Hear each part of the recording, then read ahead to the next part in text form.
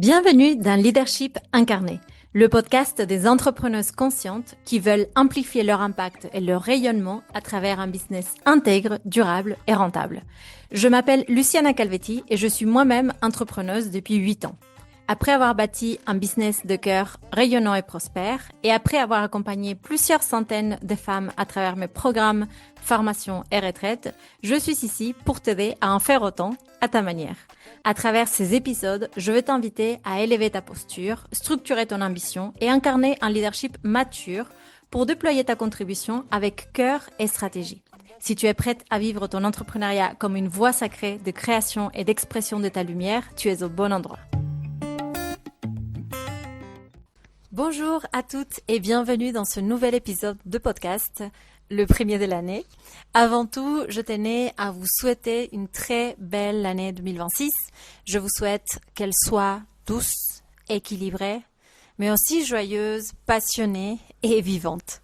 J'espère que vos désirs, vos projets et vos rêves deviendront plus concrets, plus incarnés et vous apporteront davantage de plaisir et de satisfaction dans votre vie.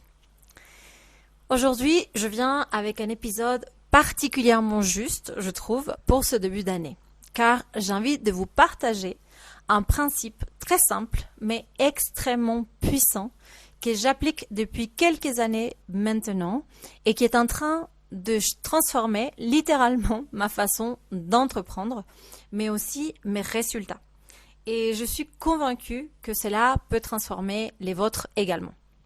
Ce principe m'a permis en quelques années de me libérer d'une énorme charge mentale, d'arrêter de courir dans tous les sens et de vivre une transition entrepreneuriale assez équilibrée. Comme vous savez, je suis passée d'un business qui était entièrement basé sur l'astrologie à une activité d'accompagnement d'entrepreneuses en 2 ans avec beaucoup plus de calme, de direction et de clarté que j'aurais pu imaginer, vraiment.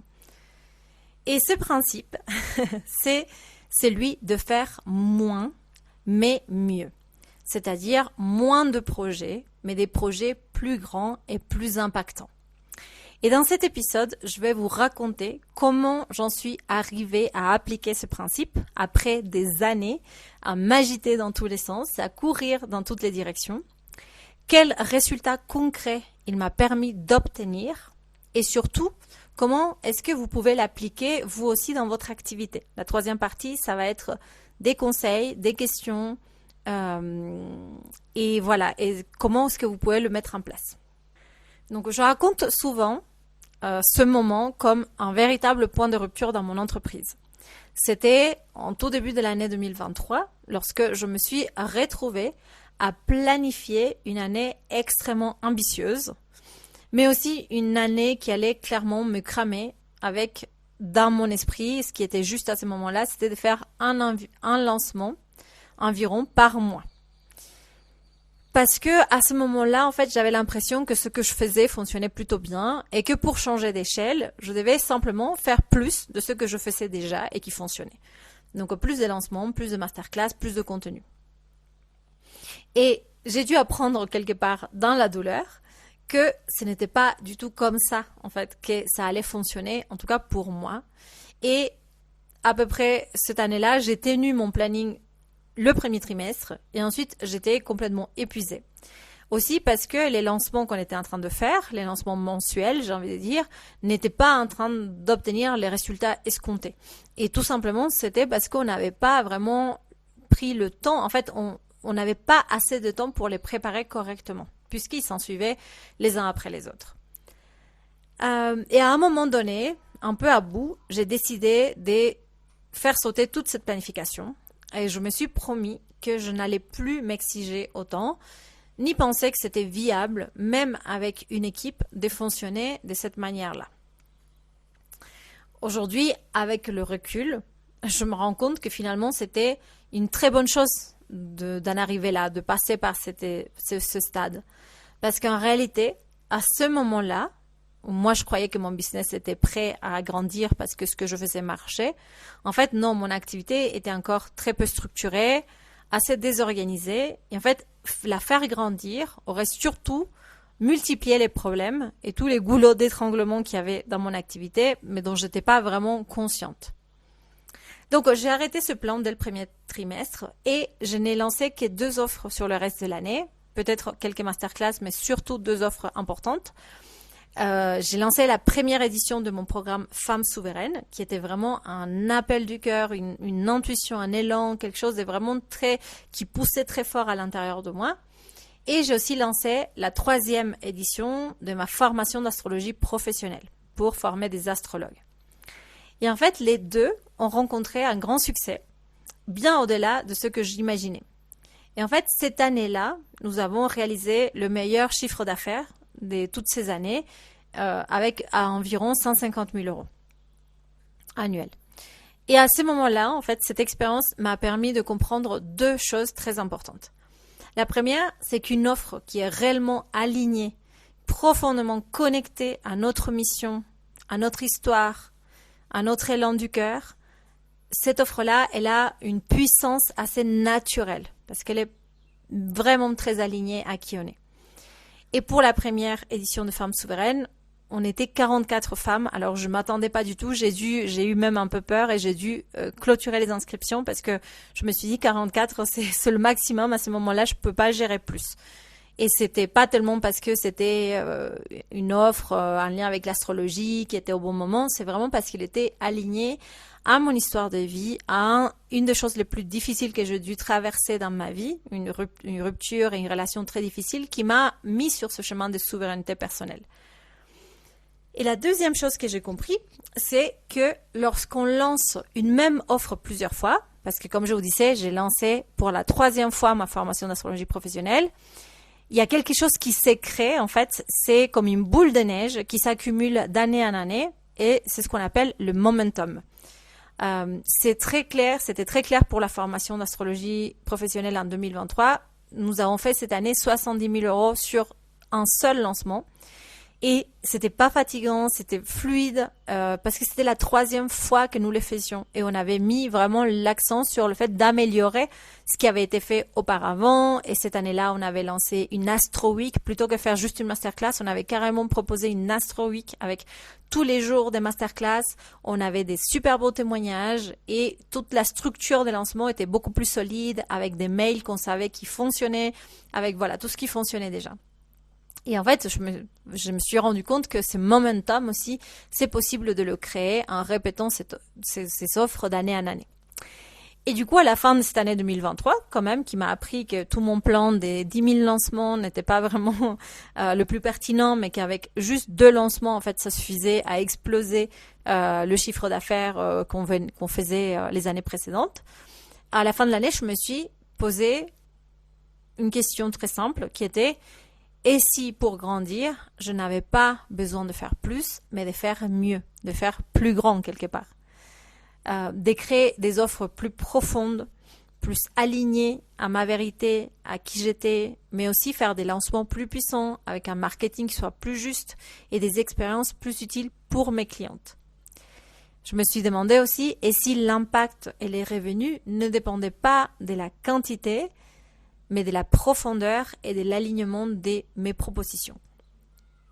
Et bien sûr, cela s'est confirmé aussi à la fin de l'année quand j'ai fait mon bilan et j'ai analysé les chiffres de mon entreprise et je me suis rendu compte que 60% du chiffre d'affaires reposait seulement sur 2 offres et que les 40% restants provenaient d'une multitude de petites propositions, des masterclass, des ateliers, des memberships, des petits programmes, voilà, de toute cette partie où je pensais que c'était bien de faire beaucoup. Et en fait, c'est ce qui m'a fait un peu le coup de réalité, le coup de massue de la réalité, où en fait, je me suis rendu compte que j'étais en train de disperser mon énergie dans beaucoup trop de fronts ouverts et que en fait, ça dispersait mon énergie, ça affaiblissait mon impact, ça affaiblissait mes propositions. Et c'est à partir de ce moment-là que j'ai vraiment commencé à me former davantage, à me renseigner et aussi à me faire accompagner par des personnes qui partageaient cette vision et pour qui la philosophie était exactement celle-ci, faire moins mais mieux. Et j'ai compris que c'était pas juste un constat que moi j'avais fait, c'est clairement une philosophie d'entrepreneuriat, on va dire. Et donc, à partir de ce moment-là, j'ai pris une décision très claire. C'est que mon focus allait être de simplifier mon activité en commençant par mes offres. Mais bien sûr, il y avait un enjeu important. Parce que je ne pouvais pas simplement effacer, on va dire, les petits produits et garder les grands offres, les grandes formations, qui étaient ce qui fonctionnait le mieux à l'époque. Parce qu'en fait, j'étais en pleine transition identitaire. En vrai, je savais déjà en 2023 que l'astrologie, j'étais arrivée au bout de ce que j'avais envie de faire avec l'astrologie et que je ne voulais pas que ça soit mon activité, le cœur de mon activité, ni le centre de mon business. J'avais, cette année 2023 aussi, j'avais connecté vraiment avec une vision beaucoup plus alignée avec mon histoire, avec mon expérience, qui était vraiment alignée à la femme que j'étais devenue et quelque part aussi à la femme que j'ai toujours été. Et cette vision était celle de créer une école de leadership conscient et incarné pour les femmes spirituelles et ambitieuses. Et je savais que je voulais accompagner les femmes sur leur chemin de souveraineté, sur l'empuissancement, notamment à travers l'entrepreneuriat et à travers la matérialisation de leurs ambitions.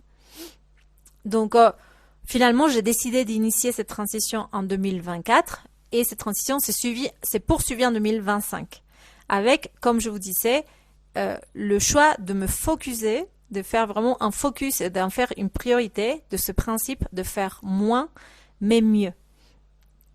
Et là, j'ai envie de vous parler un peu des résultats concrets que ces focus m'a permis d'avoir avec quelques chiffres parce que souvent c'est plus parlant d'avoir des chiffres.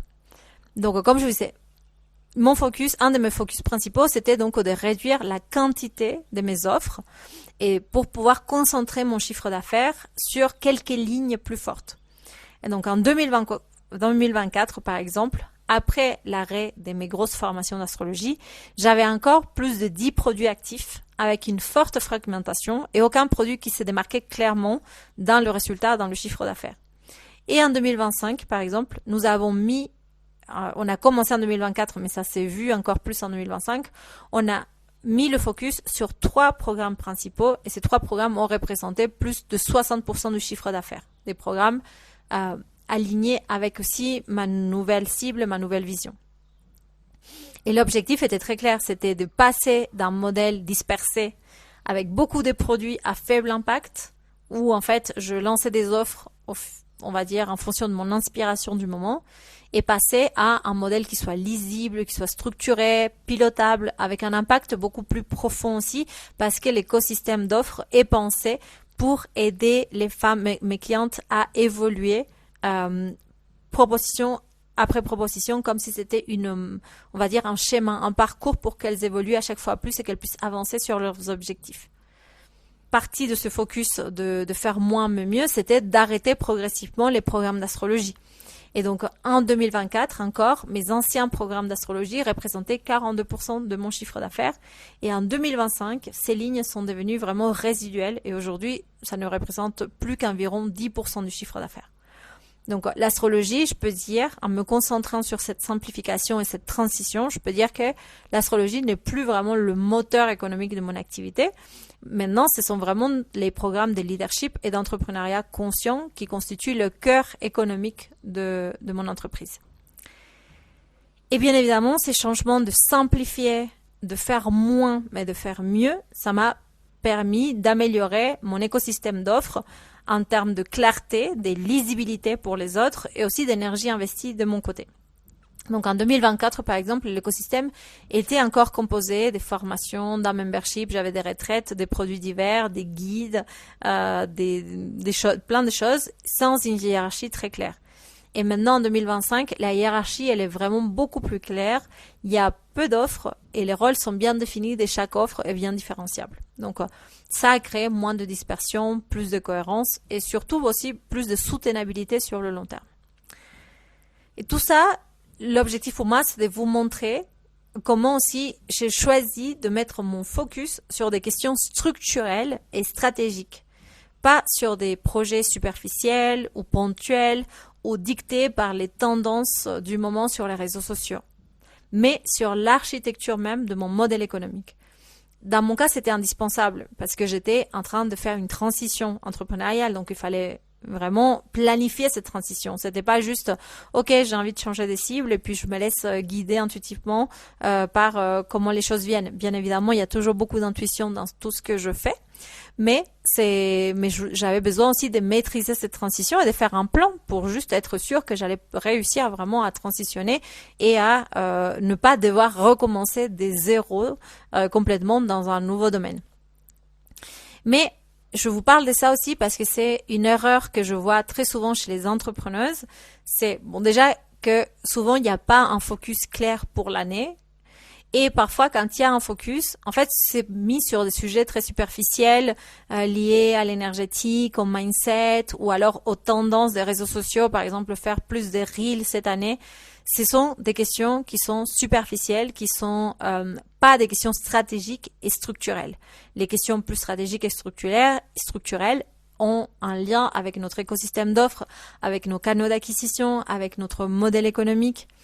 Et pour moi, c'est précisément sur là que nous devons vraiment nous concentrer et nous focuser si nous voulons consolider et professionnaliser nos activités, ce qui est quand même l'objectif au bout d'un moment. Et je sais que parfois, la tentation peut être grande, on va dire, de vouloir grandir tout de suite. Et c'est un peu les discours marketing du moment, c'est changer d'échelle et amplifier et grandir et l'expansion. Comme je l'étais moi en 2023. D'ailleurs en 2023 j'étais quand même assez influencée par ces discours et du coup j'étais oui level up, je sais pas quoi, je vais grandir. Mais en fait si à ce moment-là j'avais effectivement fait changer d'échelle mes activités, j'aurais tout simplement amplifié un business qui n'était pas encore vraiment aligné à la mission de mon âme, dont l'écosystème d'offres n'était pas suffisamment pensé et dont l'architecture manquait de clarté. Donc aussi à ce moment-là, j'avais suivi un peu ce conseil de grandir et que j'avais pas consolidé, structuré, simplifié, nettoyé aussi, en fait, j'aurais juste créé plus de soucis. Et d'ailleurs, c'est quelque chose qui arrive souvent dans l'entrepreneuriat, ce qu'on appelle la crise de la croissance. C'est quand certaines entreprises grandissent alors qu'elles sont pas prêtes à grandir, elles n'ont pas la structure pour pouvoir grandir. Il y a beaucoup d'entreprises qui se crament et qui font faillite. Bien sûr, je parle d'entreprises plus grandes à cause de cette crise de croissance. C'est trop de croissance pour la structure réelle que l'entreprise est capable de supporter. Donc, la grande leçon de tout ça que j'ai envie de vous partager, et là, je vais vraiment venir comment est-ce que vous pouvez appliquer tout ça. La grande leçon, c'est qu'avant de grandir, avant d'aller dans l'expansion ou quoi, nous avons besoin de consolider, de simplifier, d'optimiser, d'organiser, de professionnaliser aussi les choses. Et maintenant, parlons concrètement de comment est-ce que vous pouvez appliquer ce principe de faire moins mais mieux, moins de projets avec plus d'impact dans vos activités. La première chose, c'est de comprendre, c'est indispensable de comprendre ce qui fonctionne le mieux et ce qui fonctionne moins bien dans votre business, afin de pouvoir prendre des décisions éclairées. Et pour comprendre ce qui fonctionne le mieux et ce qui fonctionne moins bien, on a besoin de se baser sur des données réelles, pas sur des impressions, pas sur des intuitions. Je vous donne un exemple très concret. Cette année, j'ai eu plusieurs moments de stress et d'insécurité liés justement à la transition que je suis en train de vivre. Et sur la base de mes ressentis, j'avais vraiment l'impression que l'année avait été moins bonne que l'année précédente. Notamment parce qu'on n'a pas atteint nos objectifs du dernier trimestre. Pourtant, quand je me suis mise à analyser les chiffres, à faire le bilan conscient et très poussé, en fait, je me suis rendu compte que notre chiffre d'affaires était plus élevé qu'en 2024. Donc, on avait progressé. On avait accompagné plus de clientes qu'en 2024. Donc, on a progressé aussi sur ça. Et que le panier moyen d'achat de chaque cliente avait augmenté. Donc, en fait, tous les indicateurs presque s'étaient améliorés. Peut-être pas du tout sur les réseaux sociaux. On a vraiment dégringolé. Mais voilà, les indicateurs importants, ceux qui font vraiment bouger les choses dans nos entreprises, avaient été meilleurs. Mais ça, je ne le voyais pas clairement. Moi, j'avais une impression. Et les sensations et les impressions, on va dire, les intuitions, quand on va parler vraiment d'avancées concrètes, ça nous aide pas forcément. Donc, il faut croiser les impressions avec des vrais chiffres et des vraies données. Donc, la première étape, bien sûr, que je recommande, si vous l'avez pas encore fait, et je vous recommande très fortement, c'est de regarder vos chiffres en détail pour pouvoir analyser les chiffres avec amour pour tirer des conclusions qui soient justes. Et à partir de là, vous allez pouvoir identifier. En fait, les chiffres tout seuls vont parler parce que les chiffres ont beaucoup d'informations. Et à partir de là, vous allez pouvoir identifier, par exemple, est-ce qu'il y a des offres qui pèsent très peu dans le chiffre d'affaires ou qui génèrent très peu d'impact ou qui prennent beaucoup de temps ou qui ne sont pas vraiment alignées, par exemple. Ces offres-là, on peut, par exemple, envisager de les éliminer. Donc, simplifier, comme on disait, simplifier pour amplifier. On peut commencer par ces offres-là, par ces propositions-là. À l'inverse, les offres qui génèrent les meilleurs résultats, pour vous comme pour vos clients, sont celles qu'on peut choisir justement de focaliser. On va focaliser notre attention dessus, notre temps, notre énergie, notre attention pour les faire grandir. Et ça, en fait, cette réflexion, on peut l'avoir avec tout. On peut l'avoir, par exemple, avec les tâches, les activités que nous réalisons dans notre business. Est-ce que aujourd'hui, il y a des tâches que vous faites qui vous prennent beaucoup de temps, pour lesquelles vous n'êtes ni la plus rapide, ni la plus douée, ni la plus efficace, ni la plus pertinente? Est-ce qu'il y a des tâches qui ne sont pas du tout dans votre zone de génie et que vous continuez pourtant à assurer? Ces tâches-là, c'est les premières qu'on peut commencer à déléguer. Par exemple, de mon côté, comme vous avez peut-être pu le voir, le constater, j'ai décidé l'année dernière, une des conclusions de mon année, c'est que je voulais changer. Enfin, c'était déjà une conclusion de 2024, et donc c'était que je voulais changer ma manière de créer du contenu. Je voulais proposer du contenu qui soit plus profond et plus expert à travers ce podcast. Et arrêter, en fait, de me prendre la tête sur Instagram à faire du contenu court, du contenu pour les réseaux sociaux qui était plus du tout en lien avec ce que j'avais envie de proposer maintenant. Et donc, c'était lié à ça, justement, que le podcast a été lancé en octobre. Et je me sentais, là je me sens prête. Pour l'instant, même si je lançais le podcast, je continuais quand même à gérer un petit peu Instagram. Et là, je me sens prête parce que c'est aussi... lâcher, ça demande aussi d'être prête intérieurement à lâcher. Et là, je me sens intérieurement prête à lâcher, on va dire, le contenu spécifique pour Instagram. Donc, je peux le lâcher soit en ne le faisant plus, mais ce que j'ai décidé de faire, c'est de recruter quelqu'un pour éditer. En fait, moi, je crée mon contenu. Je ne vais pas recruter quelqu'un pour créer du contenu. Je vais recruter quelqu'un qui va transformer le contenu que je crée pour le podcast pour pouvoir l'adapter à Instagram. Donc, l'idée, c'est ça, c'est que la personne, elle puisse prendre le contenu que moi, je crée sur les mails, sur le podcast, et le mettre en forme et l'adapter pour les réseaux sociaux. Donc, ça, c'est pour vous donner une illustration, en fait, de comment vous pouvez aussi déléguer des choses que vous êtes, que vous n'êtes plus la meilleure pour faire ça. Et vous pouvez appliquer ce principe de faire moins mais mieux à plein d'autres choses. Par exemple, les stratégies des prix. Si par exemple vous avez proposé pour un service de paiement en une fois, en 3 fois et en 6 fois, et que personne n'a profité de la stratégie en 3 fois, enfin de l'option en 3 fois, vous pouvez envisager de supprimer par exemple cette partie-là. Ou encore si vous avez lancé une offre pendant le Black Friday et qu'elle n'a pas fonctionné, c'est peut-être un signal que soit il ne faut pas la relancer cette année, soit si vous analysez, vous prenez vraiment le temps d'analyser pourquoi ça n'a pas fonctionné, vous pouvez revoir la stratégie. Peut-être c'est une question de moment, peut-être c'est une question de comment vous l'avez fait, etc.